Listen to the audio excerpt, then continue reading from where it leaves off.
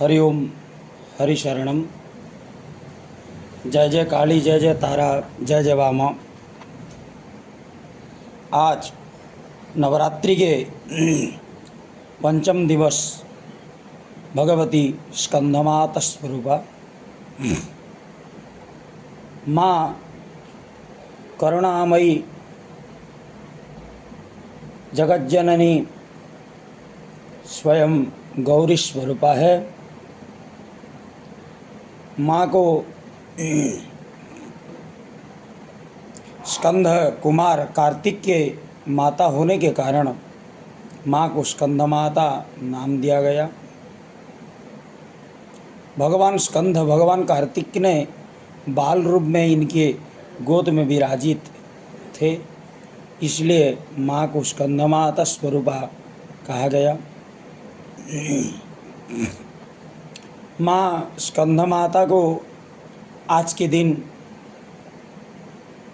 आवाहन, आसन, पाद्य, अर्घ्य, आचमन, स्नान, वस्त्र, सौभाग्य, सूत्र, चंदन, रोली, हल्दी, सिंदूर, दुर्बा, बिल पत्ता, आभूषण, पुष्प के हार, सुगंधित द्रव्य से सुशोभित करके माँ को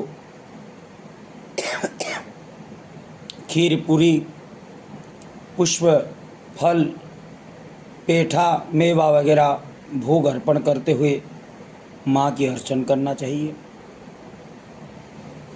भगवती का सुंदर से आरती वगैरह करके पुष्पांजलि अर्पण करते हुए तत्पश्चात माँ को का मंत्र जाप करना चाहिए। ओम स्कंधमात्रे नमः। इस मंत्र का आज 108 या उससे भी ज़्यादा अगर हो सके तो निश्चित रूप से पाठ कीजिए।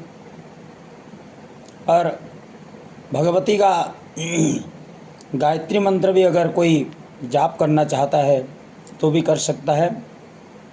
ओम कात्यायन्यै च विद्महे कन्याकुमार्यै धीमहि तन्नो दुर्गा प्रचोदयात्। इस मंत्र को भी, इस गायत्री मंत्र को भी अगर जाप करेंगे तो भी बेहद फल देने वाली है माँ।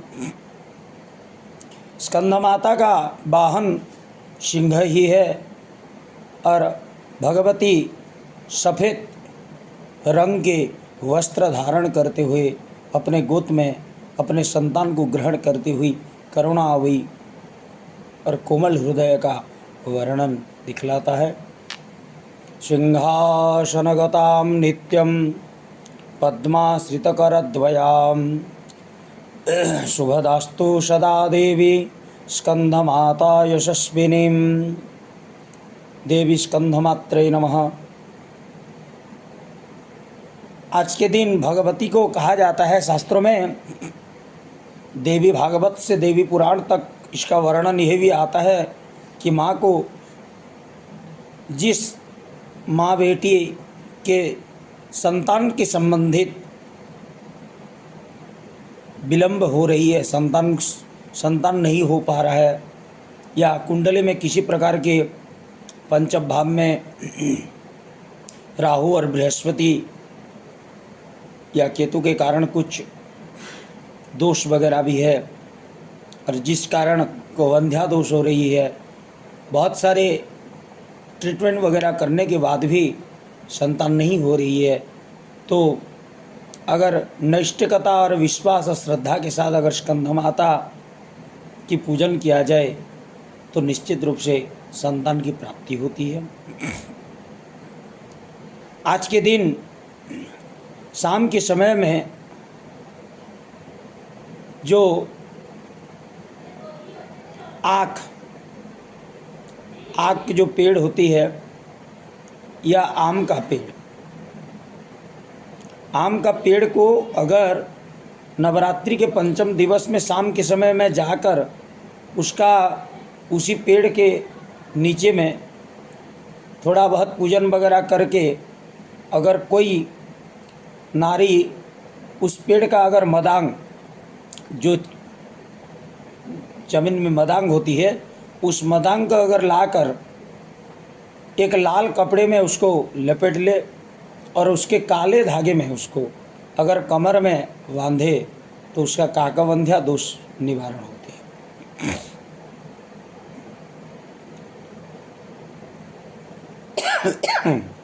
और यह भी मान्यता है जो अफामार्क जो होते हैं, जो छोटा छोटा जो कांटा वगैरह जो होता है हिमालय पर्वत में, जिस समय हनुमत जी ने लाए थे विशल्यकरणी जो बोलते हैं, तो उसी पेड़ को अगर आज के दिन अगर कोई अभिमंत्रित करके उसको 7 गोमती चक्र, 7 कौड़ी, 7 गांठ वाला हल्दी के साथ उसको लपेट कर ओम स्कंधमात्रे नमः इस मंत्र का जाप करते हुए और ललिता सहस्रनाम का अगर पाठ करे और उससे हवन करके उसी के भस्म के साथ उसको लपेट कर अगर रखे तो निश्चित रूप से भगवती उसका संतान प्रदान करती है। और जो बंध्या स्त्री आज के दिन माँ को पद्म पुष्प का अर्पण करे, पद्म पुष्प, दही, दूध वगैरह, मेवा वगैरह अर्पण करते हुए वहीं से यही ओम स्कंधमात्रे नमः स्कंधमात्रे नमः इस मंत्र को निरंतर जाप करते हुए उसी प्रसाद को अगर सेवन करे और गर्भ में छींटा लगाए तो भी उसका बंध्या दोष निवारण होती है। भगवती करुणामयी है, जो स्वयं कृपा के अधिष्ठात्री है। माँ तो माँ होती है। जैसे उस दिन का वीडियो में मैं बताया था कि न्यूनम मयापि तब करुणैकपात्रम जाति यनुष्यति ततो न च जायते च।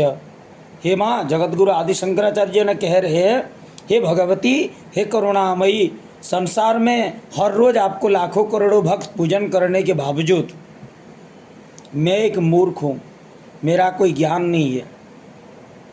जो जगत गुरु है वो अपने को मूर्ख परिचय दे रहे हैं। हम तो ज्ञान हमारे पास तो ज्ञान ही नहीं है। जिसके पास जो जगत गुरु होने के बाद वो अगर अज्ञानी बोल रहे हैं तो हम कहाँ की ज्ञानी हो सकते हैं।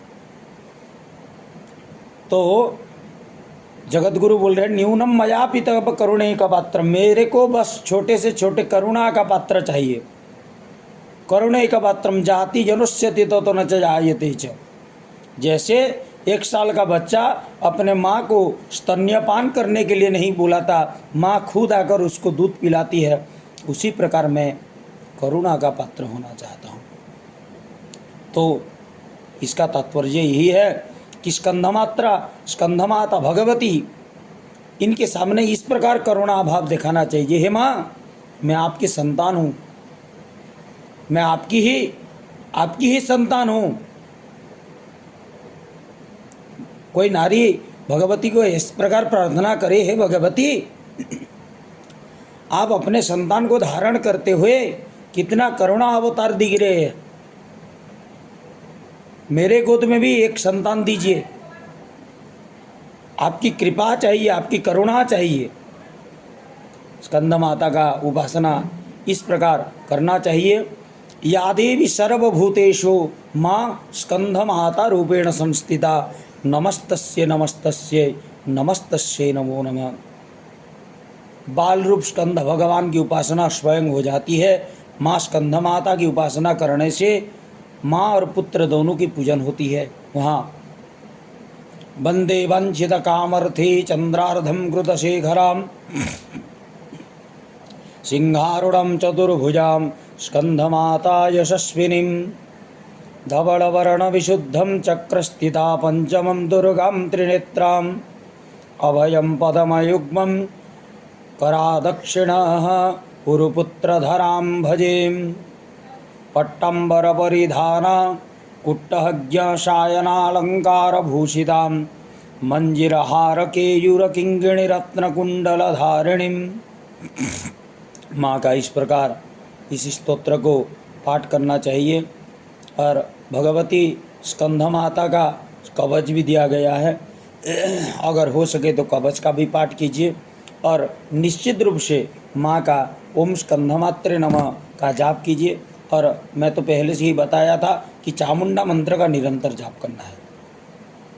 ओम ऐं ह्रीं क्लीं चामुंडाय विच्चय नमः, चामुंडा मंत्र का निरंतर जाप कीजिए।